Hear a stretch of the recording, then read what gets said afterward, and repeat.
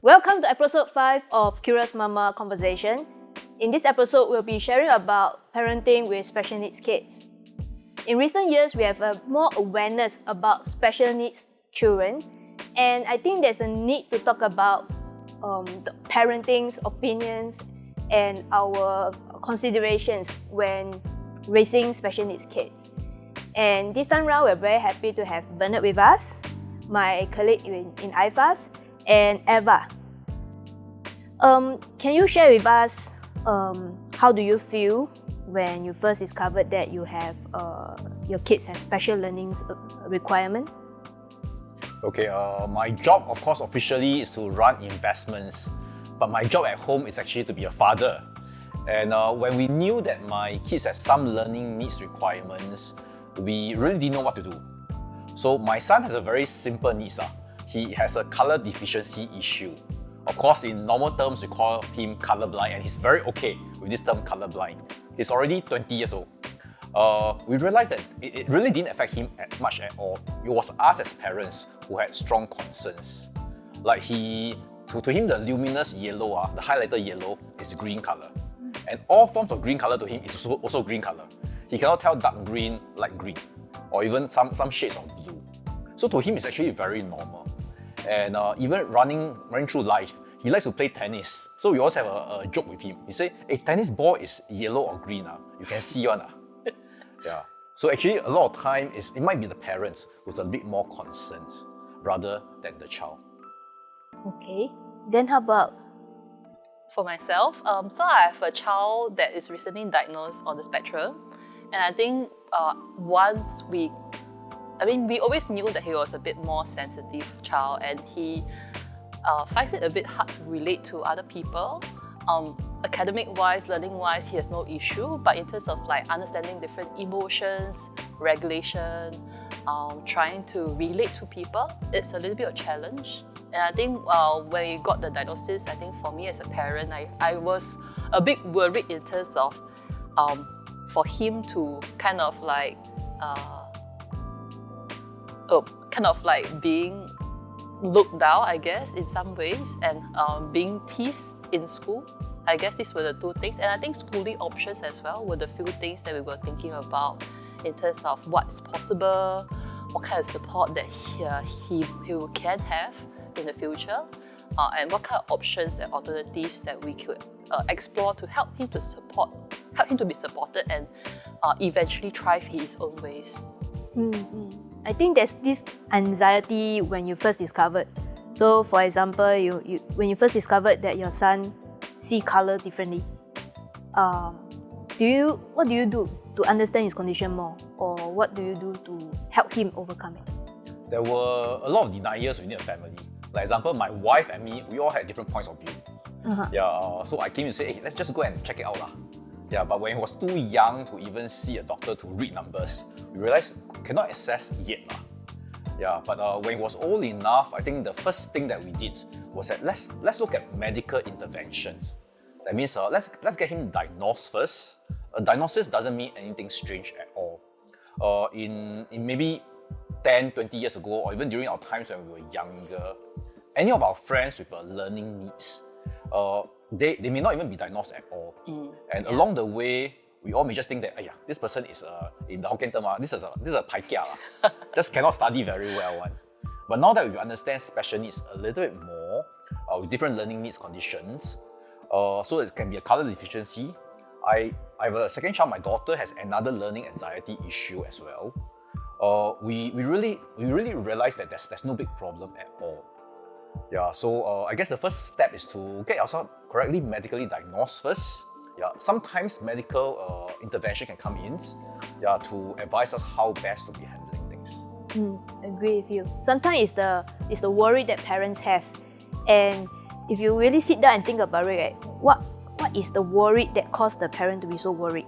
What are they worried about? Is that the parents expect that my kids should be as good as the the top ranking kid in the class. So now because of this condition, my kid is not going to be a top ranking kid. So something must be wrong. I must do something. So this kind of worry, actually parents give it to themselves. But think about it is that the kids will strive to do something and excel in things that they love. So not necessarily have to be academically. Yeah. Then how about Eva, your case is because your son is still quite young. So a lot of things that you are still observing. What are the immediate concerns that you have, like to help the kid overcome it? I think firstly is like when I got to know a bit or suspect a bit that he might need a bit more support. Because as a parenting coach, I went through like courses and certification in like mindfulness and all. So I tried to teach him the skills. And I realized that there was a limit to what I could teach. And that's why, like what Bernard said, getting a professional input, which is what we did. And we got professional inputs, not one, but two. And then we spoke with them, tried to share the concerns, and they did say that maybe we can get an assessment to officially get the diagnosis, so that will be a way to inform future schools, right? Because I think the good thing about primary schools and secondary school is there are really special educator needs officers in each schools, in mainstream schools already. And one of the documents that they would like to have, preferably if the child is officially diagnosed, is to have a report of the diagnosis, so that would inform what are the accommodations and things that will be helpful for the child. So that was what we went ahead, and then we got the diagnosis. And I think for me, it's also understanding which schools are more supportive of this profile of children, right? Because some may be a bit more academic driven. The more popular schools, I would say, they are more academic driven, but some they are welcoming of such profile of children, and they try their best to support. I would say it's as excellent as some of the more focused on special needs kids who are more lower functioning, because their activities of daily living is very different as compared to mainstream children. So like for me, I think my immediate concern is how will he be able to cope in studies, in terms of relating to people, making friends, and also in terms of enjoying what he do, because he is actually quite advanced in his academic, but socially he is probably 2 years behind. So it's like there's a mismatch in terms of his age abilities in that sense. So supporting him in discovering what he enjoys doing, I think, and also not giving him too much stress eventually where he comes to academics. I think these were the things that me and my husband were talking about. So I think social ability to blend into the social is an important factor, like what you have just shared.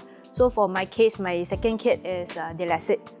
So at first, dyslexic just learning maybe a bit slow because they see alphabet dancing. They cannot recognize things. They look at words, they will get giddy. They want to sleep. They will fall asleep immediately. They cannot have an attention span. But I think what is important, personally, I felt is the ability to be accepted by their friends.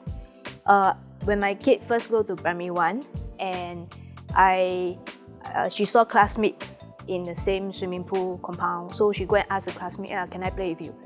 So after I walk one round, I come back, I saw my kid very sad sitting at one corner of the swimming pool because she could not communicate or in sync with her classmate. So in the class, you have girls who are more active and they are more popular. Everybody wants to be with them. Then they found that my girl is too slow to respond. They don't want to talk to her. So that's the thing that I hope to achieve and resolve. And because my kid take information slower, so when the teacher asks questions, every kid will raise their hand and try to fight to get the answer. She is very quiet because she's still trying to digest the question. She's slow. So from there, her confidence is affected. So from what we can do is that I bring her for a professional assessment. We bring for a dyslexic class where they hold lesson in a small group. At primary 1 level, they teach kindergarten 1 kind of space to give her the confidence to answer questions. So now she's trying to build she built back her confidence. Yeah, so I think that's very fortunate for my kid. But you have shared about the condition of your child.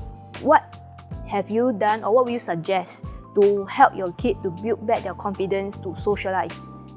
Do you encounter any issues? Yeah, I think for us, because my child is going through occupational therapy, so basically there's individual, there's a group therapy session. It sounds very big, like occupational therapy. What is the occupation of a child? Basically is to help them to learn and socialize, learn social skills. To us, to most people who are neurotypical, socializing, reading people is very normal. Looking at eye contact and relating and negotiating, it might be something that is very used to us. But as children on the spectrum, it's a learned behavior. Like recognizing happy, sad, angry, these are learning behaviors. So they need visual prompts, understanding, supportive tools to help them to recognize. And from that, it links to regulation as well. So this occupational therapy has been ongoing for him for the past few months. Yeah, so it has really helped him to find a bit more awareness in his body, not exactly confidence, but aware. And it helps him to also reduce possible dysregulation or meltdowns, because he feels very agitated, but he does not express it sometimes. And also, I think the occupational therapy has helped him to feel more balance in his body, because he has a bit of what they call sensory integration. So basically, it's to help him to balance better in his body. I don't know how to exactly to explain it in a very technical terms, but basically, if there's off balance in the body, it might cause a bit of the clumsiness, a bit of restlessness within the body. And that's how the OT has helped him to be more focused in terms of what he's doing. Yeah, which the teacher has also reflected. Yeah. I actually handled it in a slightly different way. So for my son with color deficiency issue, he faced quite a fair bit of problem in the primary school, where he was in a slightly better school, slightly more branded, more well-known school.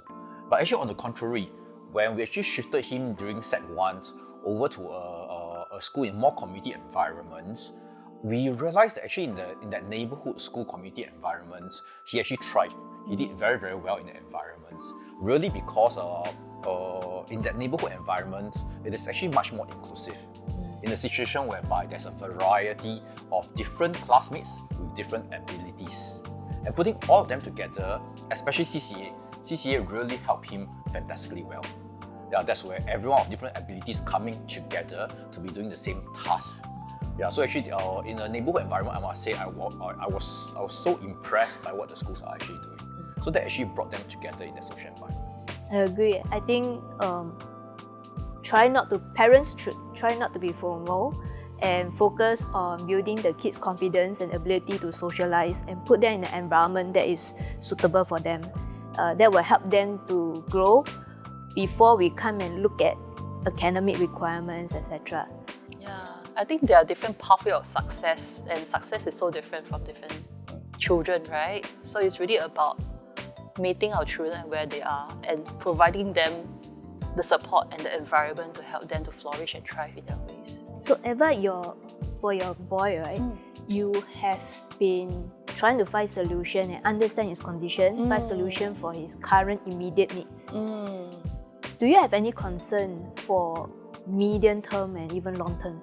Yeah, so I think when we first got the diagnosis, we were just thinking in terms of like options for schooling as well. So like, I mean, there are mainstream school, private school, but also there are also private school that are more inclusive and supportive as well. So we were just thinking, if for whatever reason he cannot get through the mainstream school for whatever reason, and it's very stressful for him, do we have the financial ability to allow him for private schools, which is more inclusive, there's more variety of things that he can learn. But of course, the fees is so much more expensive lah. So that's one thing. Second thing is all in terms of like insurance as well. So like I'm also thinking from an insurance perspective, when he has a diagnosis already, and he has done all the insurance required. When he was born, we bought all the insurance. Then I think it's the matter of how does it impact in terms of the insurance policy, and if you want to buy additional policies or any other things, how does it impact that? Do you have anything to share about it, Bernard? So in my own work, of course, I've been focusing a lot on wealth management, running finances for our family. I'm never worried on that insurance perspective across for children. Yeah, especially even special needs individuals. Even when they're actually growing up a little bit older, when they become a young adult or even into adulthood. A lot of time, we may have a little bit of concern on such things like insurances, but the real fact behind that is that we can offset it by building a certain portfolio across for them. Yeah, and of course, in the Singapore perspective, that portfolio can even be a CPF, which is a portfolio. Investment can be a portfolio, or even many of us, I think we own probably one property. We may own one HDB.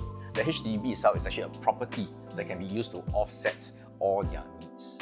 So I'm never overly worried, and I think with a proper discussion with the family, we are able to prepare our child financially to handle all these things.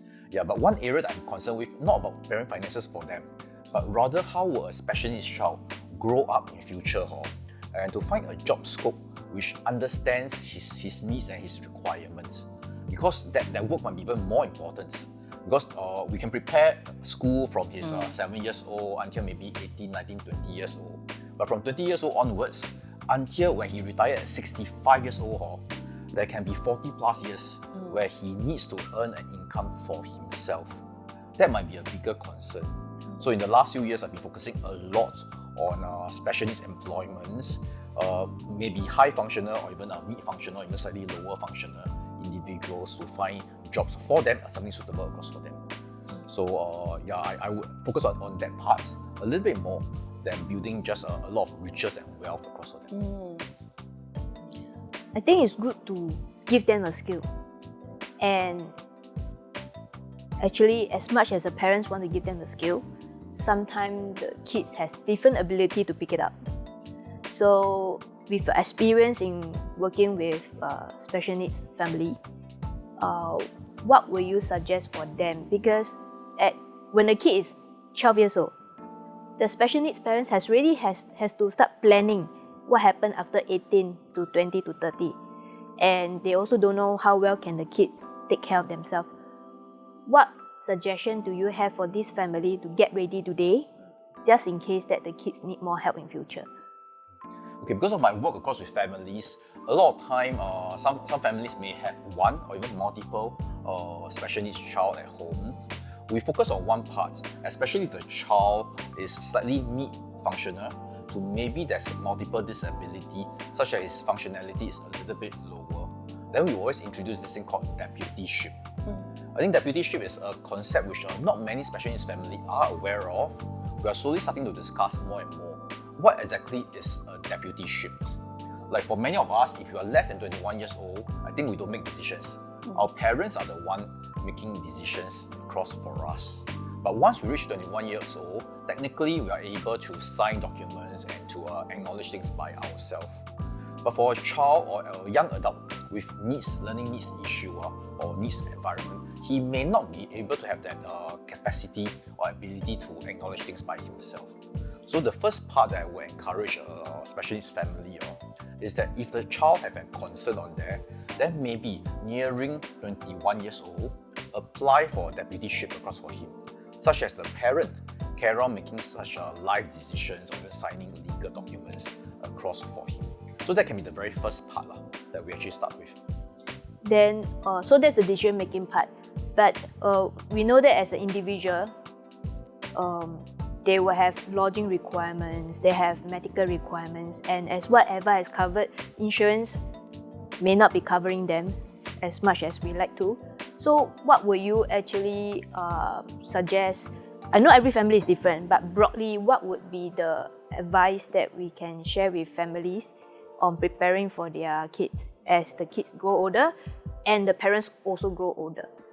Yes. So for many families with a special needs individual in there, or even multiple special needs individuals in there, what we will create along the way after the deputyship is possibly to create a trust fund to support all these individuals. Yeah, a trust fund can be a special needs trust, such that there are some money that's being poured inside, that's been professionally managed, and along the way, when the parents are no longer around, then that fund will carry on running, such that there's still a financial support for that special needs individual all the way until his or her end of life. So all these are things that we can talk a little bit more, but what I really want to encourage is that, there is a strong promise. There's a lot of things that we can be doing instead of drowning ourselves in that situation where, !aiya! 小了, my child is like that, how? I think there's a lot of things that can move on beyond just dwelling in our situation. Yes, I do agree. And also when parents start planning for their special needs kids, do not forget to take care of themselves. Okay, parents need to take care of themselves to make sure that they are in the top condition to take care of their kids. And this taking care also includes planning for your own retirement, your medical needs. So there are just some kind of planning involved. While it sounds like what Bernard shares, it sounds like a lot and it will drown you, but do not worry, pace things out. Do your planning carefully. You got time to plan it up. At this instant stage where your kids are young, don't be FOMO. Children will grow, and as long as they have the confidence and they are accompanied, they have acknowledgement, the parents grow up with them, they have the confidence, they will grow up fine. They'll grow up fine. So if let's say you are in the situation where you just discover your kids has some special learning ability requirements and you're overwhelmed, we can always turn to support groups. Support groups for different conditions, and then you can ask for help. Alright. Before we move on conclude this session, as parents with special needs kids, do you have any advice for the audience? I really would like families to be looking at quite a few concerns. I think we mentioned about employment just now. Employment is one key area once the special needs child grows up into young adults. We mentioned about finances as well. The other part that I think will be key to be looking at is really about housing. Housing for the whole family and even this individual child or young adults as he progresses through the years. So all these are really a little bit different from each of us. Some people may feel that a HDB is more than enough across for my child. Someone may feel it slightly different, that that child may need to be a certain institution to be running for his whole life. He may need to be in the home. Or maybe some of us who are a little bit more blessed, we may have another child who can be staying across with this special needs individual. So housing is always one of the areas to be looking at. So I think for support for parents with such kind of children who will need support in terms of whether it's learning support or it's social emotional support, I think the key thing is to really find communities that they can get support, whether is it play dates with similar children, or is it in terms of understanding children and supporting children. But I think like what Zann has said, right, more importantly is also to recognize that yes, our children need support, but also need for us to also get supported as well, and such communities would help. But I think we all have different ways of processing what we need to do or not to do. So really find people that we can resonate with. I think it's also because of this, we also need to also understand and identify ways that we might not be being able to deal with different situations. So we need to find support from professionals.